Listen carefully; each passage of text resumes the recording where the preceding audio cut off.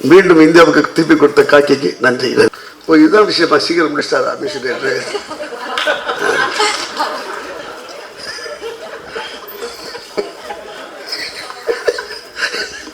பத்திரிகை நண்பர்களுக்கும் சகோதர சகோதரிகளுக்கும் மேலில் அமைந்திருக்கும் ஜாம்பவான்களுக்கும் என் வணக்கம். இந்த படத்து டைட்டில் லாந்தர் டைட்டில் பார்த்தாலே எனக்கு பழைய நான் கிராமத்தில் வளர்ந்த அந்த நினைவுகள் ஞாபகம் வருது.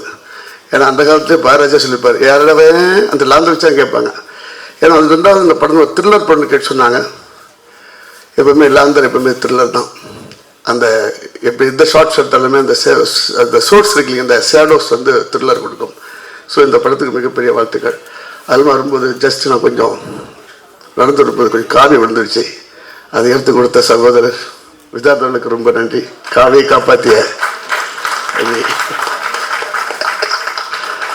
அது இல்லாமல் சமீப காலங்களில் வந்து திரைப்படங்களில் வந்து ஒருத்தர் தாக்கி பேசுவதற்காக உண்மைகளை பேசும்போது பேசுவாங்க. என் நண்பன் வந்து தேனப்பன், அவர் வந்து சாதாரண தேனப்பன் இல்லை, அது ஒரு கஷ்டம்.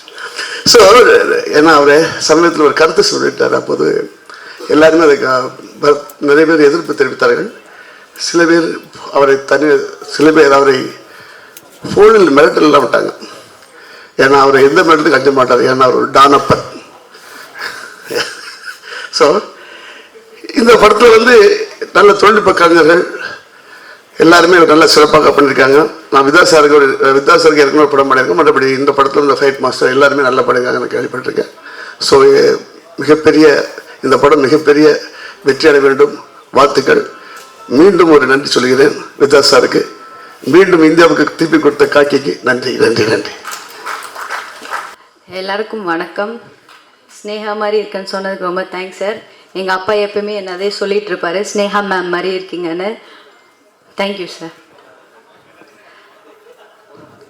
லாந்தர் இரவின் அடையாளம், இது எனக்கு கெரியரையும் தாண்டி எனக்கு நிறைய நல்ல மனுஷங்களை தந்திருக்கு. இந்த படம் என் வாழ்க்கைக்கு ரொம்ப பெரிய நிறைய நல்ல மனுஷங்களெல்லாம் தந்திருக்கு.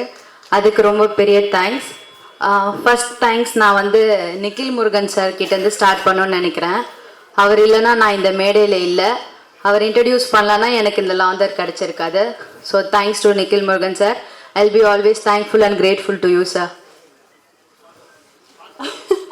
அவர் எல்லா இன்டர்வியூவில் நான் சொல்லுவேன்னு சொல்லிட்டு இப்போ பின்னாடி போயிட்டாருன்னு நினைக்கிறேன். Thank you sir. எங்கே இருந்தாலும் அந்த தேங்க்ஸ் உங்களை வந்து சேரும். Next Saji Saleem sir. எனக்கு நான் போய் ஆஃபீஸில் பேசும்போது எனக்கு என்ன நரேட் பண்ணாங்க. நான் ஒரு தயக்கத்தில் இருந்தேன், சார் ஒரு தயக்கத்தில் இருந்தார். எனக்கு கேரக்டர் கிடைக்குமா அப்படின்ற தயக்கத்தில் இருந்தேன். சாஜி சாருக்கு இந்த கேரக்டருக்கு சூட் ஆவாங்களா அப்படின்ற தயக்கத்தை தாண்டி அந்த கேரக்டரில் ஒரு நரேஷனில் ஒரு ஒரு ப்ராப்ளம் போயிட்டு இருந்துச்சு. அதனால சாருக்கு தயக்கம் வந்தது. So thank you sir. Thank you for giving me Jaanu. Thank you so much sir. M cinema productions சொல்லும் போது எனக்கு ரொம்ப சந்தோஷமா இருக்கு. ஃபர்ஸ்ட் டைமா இந்த மாதிரி ஒரு ப்ரொடியூசர்ஸ் கிடைச்சிருக்கிறதுக்கு நான் ரொம்பவே கொடுத்து வச்சிருக்கணும். Vishnu sir, Badri sir and Ganesh sir, ரொம்ப தேங்க்ஸ். இந்த மாதிரி ஒரு ப்ரொடியூசர்ஸ் நெக்ஸ்ட் யாருக்காவது கிடைக்குமான்னு எனக்கு தெரில, எனக்கு கிடைச்சிருக்கு. ரொம்ப தேங்க்யூ சார். அண்ட் தென் ஞான சவுந்தர் சம்சான், நான் அப்படி தான் கூப்பிடுவேன் அவரை. எனக்கு ஃபஸ்ட்டு எல்லாரு கூடமே அவ்வளோவா பாண்டிங் இல்லை. ஃபஸ்ட்டு நியூ டீம் அப்படின்ற மாதிரி தான் இருந்தது. டைரக்டர் சார் கூட வைப் கனெக்ட் ஆகிறதுக்கு முன்னாடி எனக்கு சம்சான் கூட நல்ல வைப் கனெக்ட் ஆகிடுச்சு. கியூட்டி பை ஒரு அந்த மாதிரி தான் இருக்கும். Set was so jolly. சம்சான் இருந்தால் நல்லா டைம் போயிடும். டைரக்டர் சார் அப்படி ஒரு கண் சிமிட்டுற நேரத்துக்குள்ளே ஃப்ரேமிங் பண்ணி லைட்டிங்லாம் பண்ணிடுவார். ஸோ அந்தளவுக்கு அவங்களுக்குள்ளேயும் ஒரு நல்ல காம்போ பாண்டிங் இருக்குது. நிஜமாக தான் சார், நிஜமாக தான். கண் சிமிட்டுற நேரத்துக்குள்ளே லைட்டிங் பண்ணுவார் இந்த டிஓபி. நெக்ஸ்ட் எல்லாரும் இந்த டிஓபிக்கு வாய்ப்பு கொடுங்க. Next assistant directors Karthi bro, Vinodhini, Ganesh bro, மிச்ச எல்லா அசிஸ்டன்ட் டைரக்டர்ஸுமே ரொம்ப தேங்க்ஸ். டைரக்டருக்கு அசிஸ்டன்ட் டைரக்டர்ஸ் ரொம்ப சப்போர்ட்டிவாக இருந்தாங்க. டிஓபி எப்படி கன்சியூமர் நேரத்துக்குள்ளே மாற்றுவாரோ அந்த மாதிரி அப்படின்றதுக்குள்ள எல்லா அசிஸ்டன்ட் டைரக்டர்ஸும் நெக்ஸ்ட் ப்ரிப்பேர் ஆகிடுவாங்க. அந்த மாதிரி போனதுனால தான் எங்களால் 23 டேஸில் முடிக்க முடிஞ்சது. So thanks, big thanks to directors. And hero of the show Praveen bro, உங்கள் மியூசிக் நான் பெரிய ஃபேன் ஆயிட்டேன். நான் தான் ஃபர்ஸ்ட் ஃபேன் அப்படின்னு நீங்கள் வச்சுக்கலாம். ரொம்ப thank you sir. And lyricist Deva bro and Umadevi மேம்க்கு பெரிய தேங்க்ஸ். இவ்வளோ தூய தமிழில் நல்ல வார்த்தைகளோட பாட்டு கொடுத்ததுக்கு ரொம்ப ரொம்ப பெரிய தேங்க்யூ. அயல்பிறை எனக்கு பர்சனல் ஃபேவரட். ஒரு நாளைக்கு 10 தடவைக்கு மேலே நான் கேட்டுருவேன், அந்த அளவுக்கு எனக்கு ரொம்ப பிடிச்சிருக்கு. Thanks to Shakthi Sri ma'am too. And then Vipin and Sahana. Sahana கூட எனக்கு காம்போ இருந்துச்சு, பட் நோ ஆப்ஷன் விபின். நம்ம நெக்ஸ்ட் படம் கண்டிப்பாக பண்ணுறோம். Okay, thank you every one. And media friends, நீங்கள் இல்லைன்னா நாங்கள் இல்லை. தேங்க்யூ. எங்களுக்கு எல்லாரும் சப்போர்ட் கண்டிப்பாக கொடுப்பீங்கன்னு நம்புகிறேன். லாஸ்ட்டாக ஒன்று சொல்லணும்னு நினைக்கிறேன். என் ஃபேமிலி சரௌண்டிங்ஸ் எல்லாருமே நீ எப்படி வரப்போகிற, உனக்கு ஒரு பேக்ரவுண்டே கிடையாது, சினிமா பேக்ரவுண்டே உனக்கு இல்லை, நீ எல்லாம் எங்கேருந்து ஹீரோயின் ஆக போகிற அப்படின்னு சொல்லியிருந்தாங்க. அப்படி கேட்டவங்க இன்னைக்கு எப்போ படம் ரிலீஸ் ஆகுது, எனக்கு டிக்கெட் கிடைக்குமா அப்படின்ற மாதிரி கேட்குறாங்க. கண்டிப்பாக டிக்கெட் கிடைக்கும். June 21 படம் ரிலீஸ் ஆகுது. எல்லாரும் படம் பார்த்துட்டு எங்களுக்கு சப்போர்ட் கொடுங்க. தேங்க்யூ, வணக்கம். சாஜி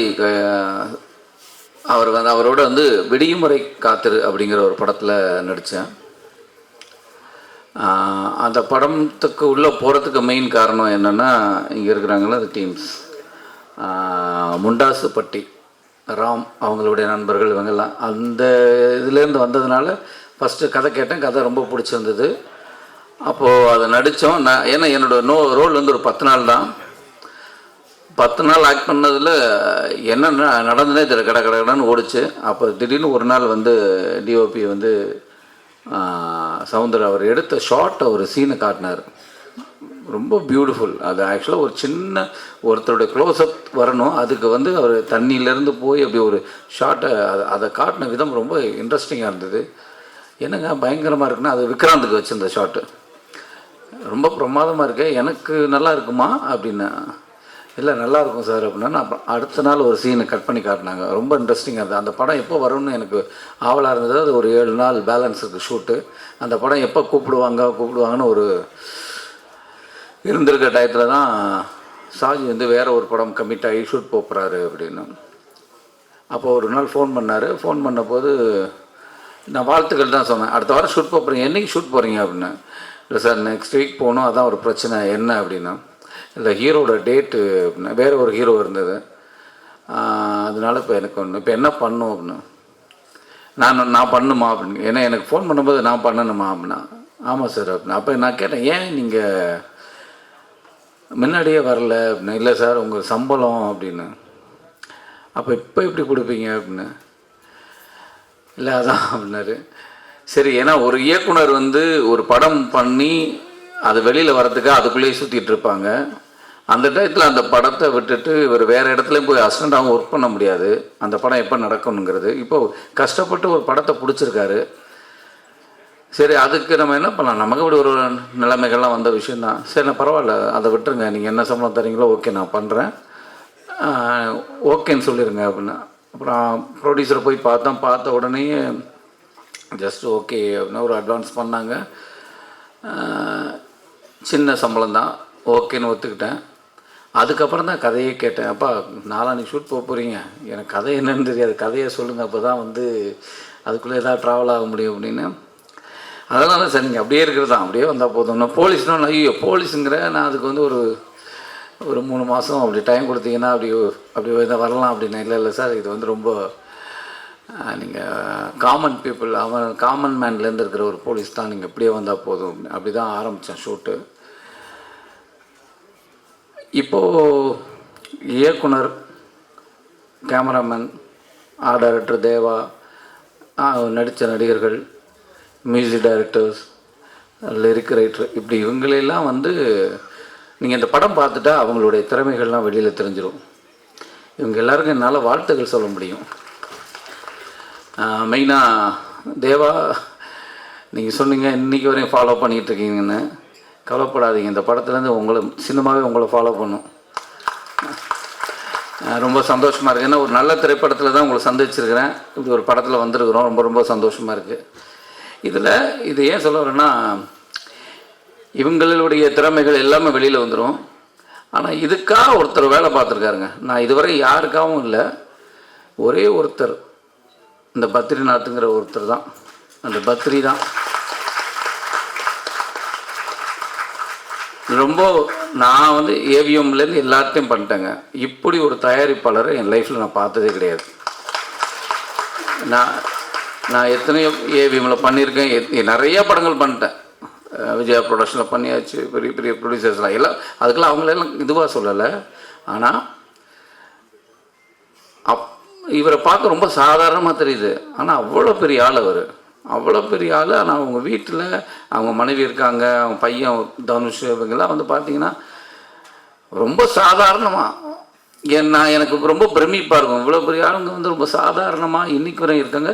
சரி, இவர் அவ்வளோ பெருசாக இருக்கட்டும், இவரை சுற்றி கிட்டத்தட்ட இவர்கிட்ட எனக்கு தெரிஞ்சு நான் இவருடைய ஒரு 1000 கணக்கான நண்பர்களை பார்த்துட்டேன்.